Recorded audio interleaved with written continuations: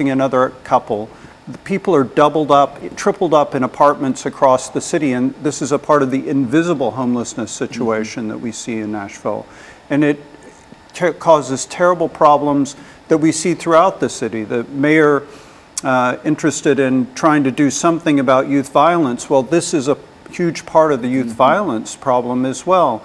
If people don't have stable places to live, if they're in camps and they're threatened with eviction, wherever they're threatened with eviction, they ultimately, it increases the tensions and the problems within the area. There have been a series of apartments that have been bought out and turned into higher priced housing. Edmondson Manor, for example, and the James Robertson, which still is empty. And all of these people have been forced into other places, often either outside of the county or into literal homelessness. Now, Mr. Rodriguez, you talk about the statistical information in reference to the homeless population. Give us some information in reference to that and how what we're doing here in Nashville differs from some of the issues, some of the other areas that you might be familiar with. Yeah, so my focus in my research is national, although in the last year or so I've tried to focus more on Nashville specifically. What's really striking to me is how normalized mass homelessness has become. So in leading up to the 1980s, homelessness was more or less cyclical. It would be tied a lot more to the labor market. When there was a lot of unemployment, there would be a lot more homelessness. When unemployment would go down, homelessness would tend to go down too. But starting in the late 70s, early 1980s, we started to see this sustained mass homelessness. And the bottom floor estimates today are about 500,000 nationally, although it's that's not counting a lot of people, so it's probably over 1 million at least. And so so one question I have is why is it we've gotten used to it. We've adjusted to homelessness having a place in our society at this level, and so we need to do something to introduce it. We need to realize a different ethic, really. But so one there are several approaches being adopted by Nashville to reduce homelessness. I mean, there's more of the preventive side, building affordable housing. That's what a lot of advocates here in Nashville are wanting to do. Once people become homeless, one debate nationally has been how do you what's the best way to get people back into housing? Yeah. And that's a real problem, you think, that, and you find that Nashville is no different in a real sense from a large number of urban areas, not only large areas, but I would imagine that if you go in Smyrna, you'll find the same kind of issue. Perhaps they might be more intense in Smyrna than they might be in Nashville, simply because Smyrna probably does not have the resources, really does not have the resources to deal with that as part of the population. And so what we want to do, and we're coming to the end of this second segment, what we want to do, we want to start with Howard here, and to talk about this issue of gentrification, because I think that is a real issue. And I think we see all of these great buildings going up in Nashville. We're becoming urban, but in a real sense, a large number of folks are suffering because of it. And so what we're going to do, we're going to take this first commercial break, and we'll be back with our audience following this very, very short commercial break.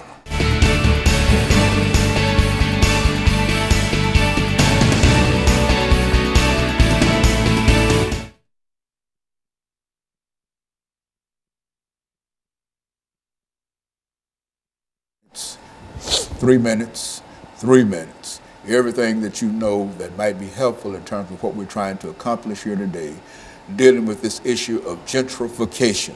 You see, this is what we want. That's how we want to do it. And so all of you have the information in reference to. The only thing I know is that everywhere I go, I think that I'm in New England or somewhere, and I see all of these houses and some of the places that were dilapidated and whatever. You go by now and they've been rebuilt and they've got a nice front to it, and there are different structures and something's going on there, but the same people that once lived there are no longer there. And what happened? And so that's what, that's what I see. That's what it is. That's exactly what it is. That's why I was attracted to this as an issue here.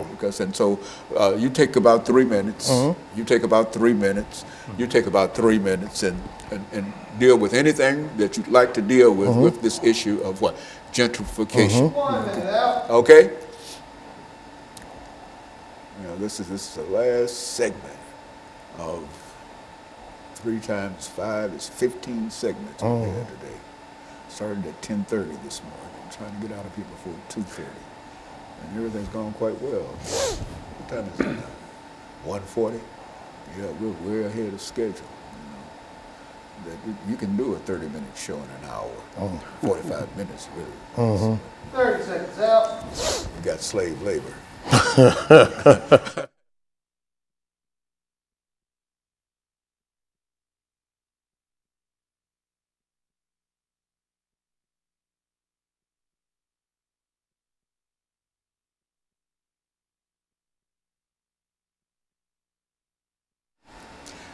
Thank you and welcome back to the final segment of the show for today. The topic is homeless displacement and gentrification in Music City. And we have with us Mr. Allen, Mr. Rodriguez, and Mr. Lester. And so we have all 3 of you with us during the final 10 minutes that we have here.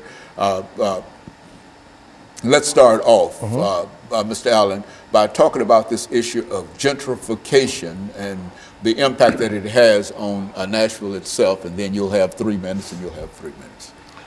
Well, being a Nashville, I've watched Nashville change. All this land has been entrusted, so they have no place to go now but to the areas of poverty. And that's through North Nashville and into East Nashville.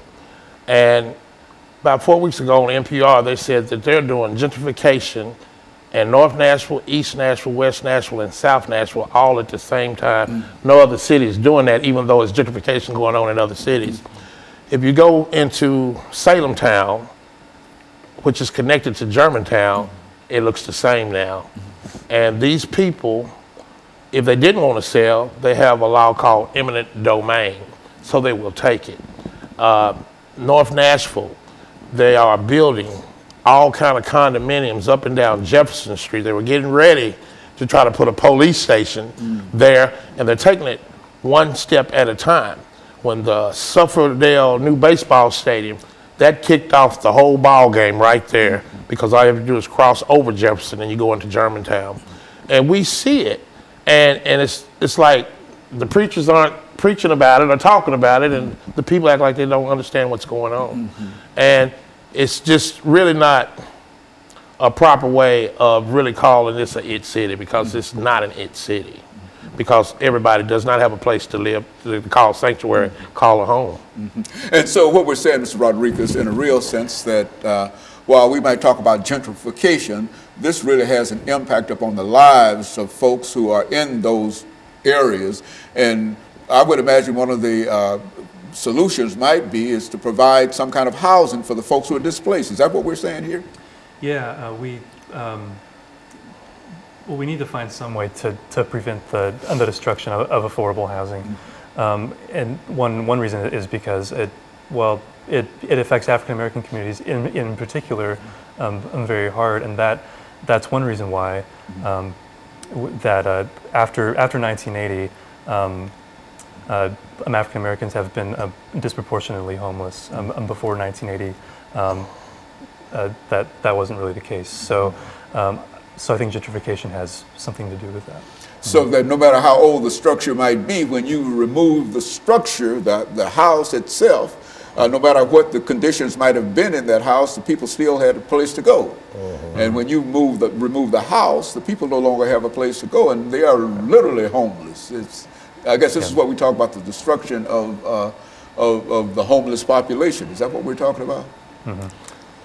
Yeah, it used to be a lot more common to have single room occupancy homes, different, like really lower quality homes. While not ideal, they were still something. But as urban renewal has really taken flight, that kind of housing has been destroyed in a lot of cities. Well, Mr. Lester, in view of the fact that everywhere you look, you see some kind of skyscraper going up in Nashville, which is to say that we have the ingenuity to build as many of these things as we possibly can and as fast as we possibly can. Cannot there be some kind of agreement that we can develop at least one or two of these large structures, homeless kind of structures that will allow for some of the individuals who are made absolutely homeless to have a place to lay their heads at night? Well, you point to the building of these buildings. A large part of this is tax finance. They give tax breaks to large developers, over $300 million during the period of Carl Dean, to build these places that, the theory, I suppose, is that the prosperity will trickle down. Unfortunately, it really has not trickled down. Poverty has increased dramatically in Nashville. It's, as I said, 1 in 5 now, including 35,000 children. And yes, there should be money available to build affordable housing. Now, we're not so interested in seeing it concentrate. I work with NOAA's Affordable Housing Task Force as well as a voice. And we don't really want to see it concentrated in large projects, but units spread throughout the city so as that to break up the concentrated poverty. But also money can be provided to rehabilitate housing that is falling apart or that people are in danger of losing. The problem is the mayor has conceived of it as a relatively small problem. She's pledged $10 million this year and potentially more without a permanent source of funding. That's the amount we gave to the zoo in the past couple of years. The zoo has a capital campaign of $160 million, largely for an African savanna exhibit. We feel like the city should have a larger capital campaign for people who are either homeless or who are in danger of falling into homelessness. And so it's unimaginable, to me at least, that the city can't find a dedicated source of funding for the Barnes Affordable Housing Trust Fund to actually preserve and create new affordable housing. We believe 20,000 units are what's needed now. There are 14,000 people waiting for vouchers. And these are families, people with children, people that are citizens, taxpayers who've lived here for a long time that desperately need some assistance. Mr. Rodriguez, in view of the fact that you have some knowledge in terms of what's going on nationally in reference to the homeless population, what city do you believe, or what state do you believe is doing the best in terms of trying to deal with the problems that we're talking about here today? I mean, what state or city do you know that we can say that this is perhaps the best that they can do in reference to the homeless population dealing with this issue? Yeah, well, I would say New York City has had the most experience. There are probably other cities that maybe have been a little more experimental and maybe have more successful policies. I know Hennepin County, Minnesota, for example, has been talked about a lot. But New York City has been at this for a long time. So that's typically where researchers and policymakers tend to go if they want ideas for policy. Well, now, Mr. Lester, do you think that the kind of money that we spend on other issues outside of the homeless population, do you think that some of that money might be directed toward dealing with smaller units, not necessarily congregating everybody in one building, but dealing with smaller units over a widespread area? Yes, I think that would be definitely the preferred solution. The mayor's targeted some really good things towards providing more money for schools and the like, but I don't think she recognizes the severity of the problem and of the need for affordable and workforce housing. Over half the population of Nashville, the workers of Nashville, make less than $29,000 a year. And over half the renters are cost burdened. They can't really afford the housing that they're living in, which puts them in danger all the time of becoming, ending up on the street. That's exactly right. And so in a real sense, we've got a real issue here, but it's an issue that perhaps it can be solved by money. Money might not solve everything, but do you think that we can solve some of these issues by more money? I think so. That's one thing that it's going to take is money to change the policy, and then we forget about the large population that is incarcerated that have mental illness, and they don't need to be locked up, but one day they're going to be free, and they're not going to have a home.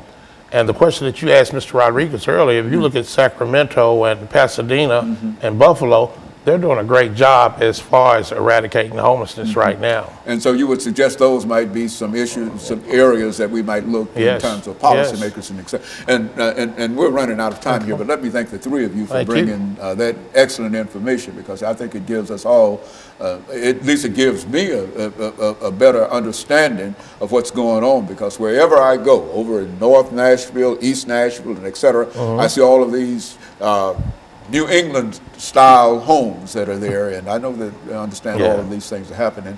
And so let me thank you, and let me encourage our audience to tune in again next week for another informative edition of Comments. Thank you, and